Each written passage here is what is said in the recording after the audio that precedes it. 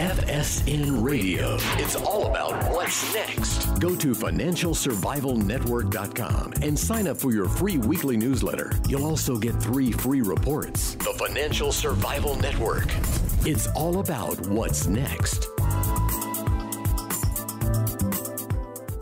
Welcome, and you are listening to the Financial Survival Network. I'm Kerry Lutz. It's 12/27/17, just 4 more days to go. Well, I figured we'd like to look around, try to figure out what's coming at us in 2018. Hey, there's a lot of hot spots in the world. Hey, first, as always, be part of the show. Email us at kl@kerrylutz.com and the Twitter feed's @KerryLutz. So hot spots around the world. We got Russia, we've got China, we've got Venezuela, we've got North Korea. We've got so many places. What's it going to look like in 2018? Well, Ivan Eland is with us from the Independent Institute. And Ivan, welcome back as always. Thanks for having me on again, Kerry. How's it going?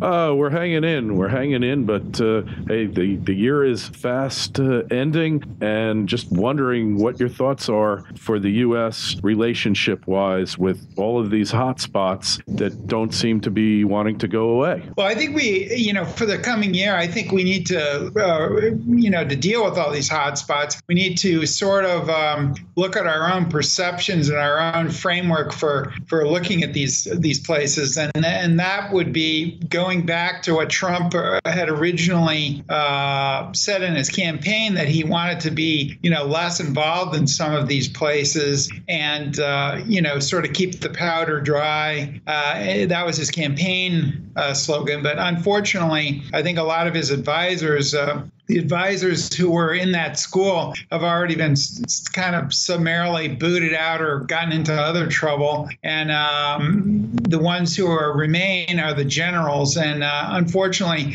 they're more conventional in their outlook. I think Trump was right, in his original, perception. I mean, way back when he was a businessman, probably 10 or 20 years ago, he was still leery of a lot of these places. He kind of waffled on some of the wars, but he was very suspicious, and he also thought the U.S. was, draining its economic power by, providing defense for a lot of wealthy countries, which of course we still are doing. So his major theme was they should pay more. Well, you might even be able to take it more than that, and that they should just do more for their own defense. We could come as more of a second line of defense. And I think that's probably would solve a lot of these problems for us, because as Eisenhower used to say, oh, what are you going to do with this crisis or that crisis? He would say, well, it's not really a crisis. And here's, what we can do about it. And that, wasn't all that much.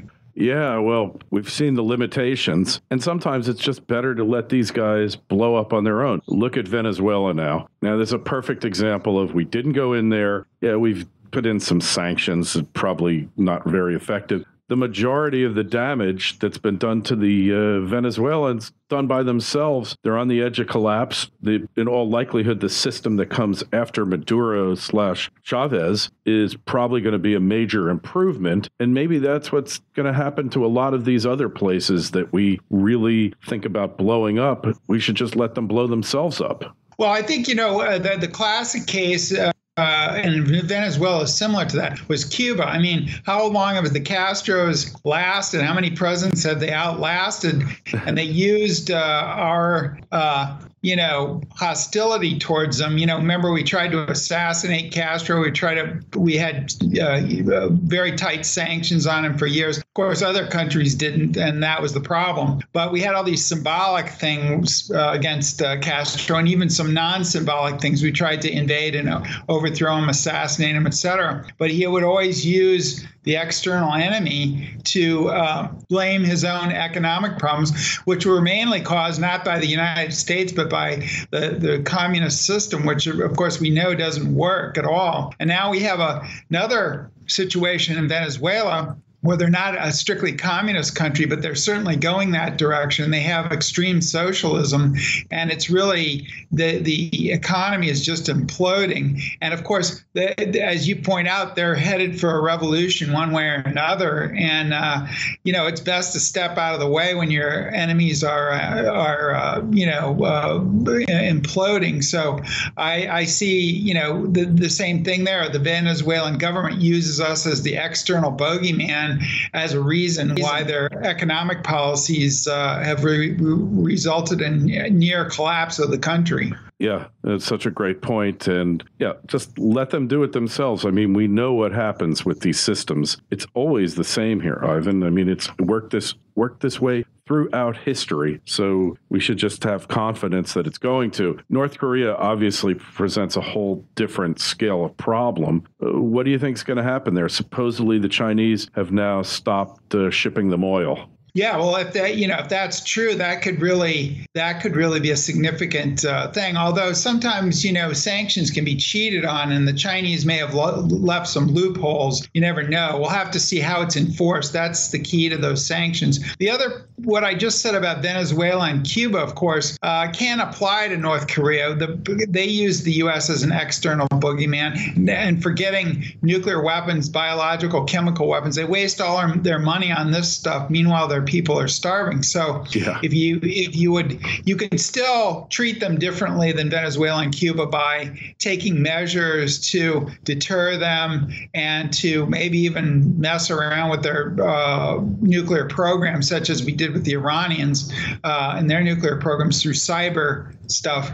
I don't think an all-out military attack is going to work, and I don't think the U.S. military thinks that either. But I think if you don't rise to the provocations, they have less of an external enemy to blame for their starvation in their country. So I think the same policy sort of might work to some extent. Now, I think with North Korea, they may get nuclear weapons that can hit the United States. So you've got to take some additional measures. But certainly, if you take them quietly and you don't rise to their bait all the time, and you let the South Koreans do more, the Chinese do more, those two countries, and the Japanese to do more, sure, U.S. needs to do less. Yeah, hey, couldn't agree more. So Iran, another situation of a country that really not in the best shape, a lot of problems, probably left to their own demise. At some point, the people are going to rise up there as well. Yeah, I think eventually, of course, the Iranians have traditionally had more democracy than the other Middle East countries, despite the fact that they haven't gotten along with the U.S. Now, of course, you can't say that they're anywhere near a perfect democracy, but they do have some,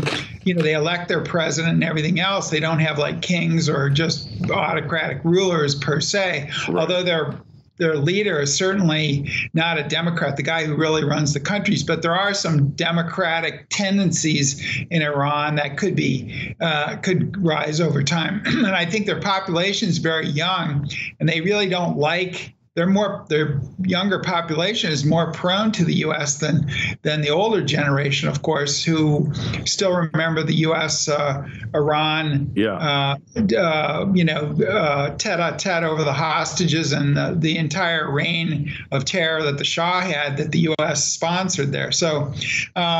I think basically Trump has decided that, he's going to, he needs to posture to be tough on Iran, but I think he'll probably keep the Iran nuclear agreement, which I think is a good thing because there's really no alternative. And I think the same policy that we have, that we were citing in some of these other countries, if we just don't be an external boogeyman for them, we can certainly try to counter their influence, although we have a lot of capable people. And, in keeping with my idea that we could save a lot of money, rejuvenate ourselves to be a long-term great power, because I think we're way overextended. We have 37% of the world's military spending, but about 22% of the GDP. So we're overextended trying to police the world. And of course, we don't have the money to satisfy all the commitments that we've made over time and alliances to protect other countries, if we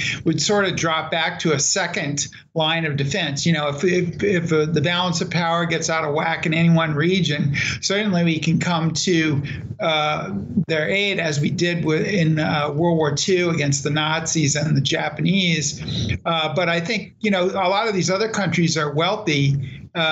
Japan, South Korea, Taiwan, Australia, in the East Asia. And of course, we have the EU, which has a bigger GDP than the United States and is vastly more wealthy than Russia, which has the GDP of, despite all the hype about Putin and his threat, he's only got the GDP less than Italy or Canada. So he has limited resources to work with. So I think, if we sort of rely on Israel and Saudi Arabia in that region to counter Iran, which they do quite nicely, really. I mean, Iran has more influence than it did a while back, but we should have. That was because we invaded Iraq, took out Saddam Hussein, who was Iran's biggest foe there. Yeah. And so naturally, Iran moved into Iraq, despite all the U.S. Lives that were lost there, and it's now moved into Yemen, Syria, and other places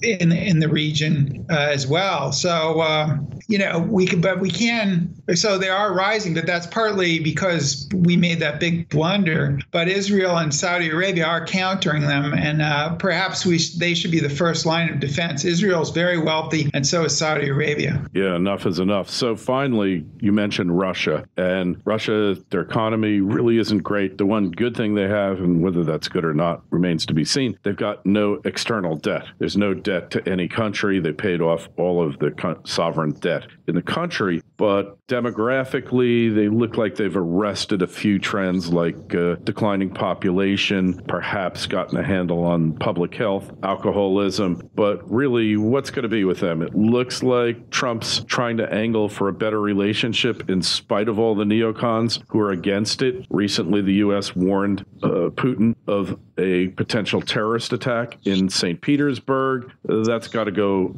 some ways towards building up good faith, at least a working relationship between Trump and Putin, the U.S. and Russia. Yeah, I think Trump's instinct there originally was better. We sort of have an anti-Russia phobia left over from the Cold.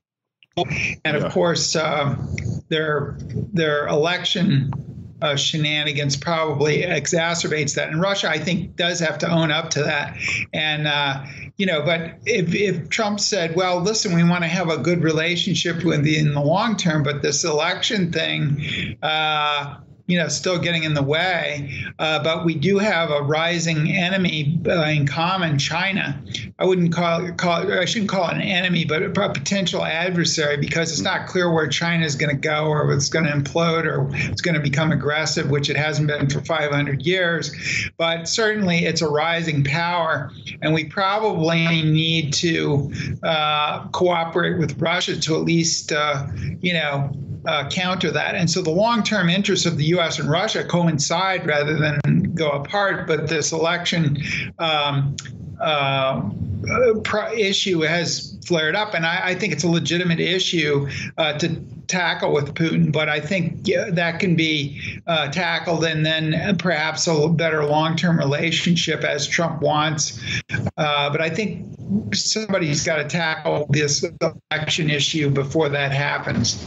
All right. Well, let's see what happens. Anyway, 2018, a lot of challenges, a lot of interesting opportunities. Perhaps the U.S.'s growth picture will accelerate because of the tax cuts and other things that are taking place, regulatory reform, which might free up some resources and allow the U.S. More flexibility. Anyway, Ivan, wish you the best of luck for the coming new year. Just tell us again, best place to find your work, your latest writing. Well, it's at www.independent.org. So, and I also do some stuff with the Huffington Post, and also my I have a book called 11 Presidents, which just came out, and that talks about 11 presidents that promised us small government and how they did in fulfilling that promise. That seems to be a perpetual promise. Well, certainly since Reagan, everybody's promised it. It's kind of like everybody wants clean air and clean water, but nobody can figure out how to deliver it. Everyone wants great health care, but nobody can figure out how to pay for it. And I guess the book probably delves into that. I'm going to take a look at it during my couple of days off. We'll talk about it when I get back.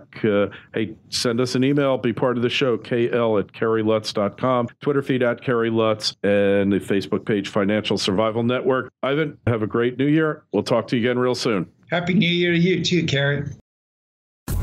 FSN Radio. It's all about what's next. Go to financialsurvivalnetwork.com and sign up for your free weekly newsletter. You'll also get 3 free reports. The Financial Survival Network. It's all about what's next.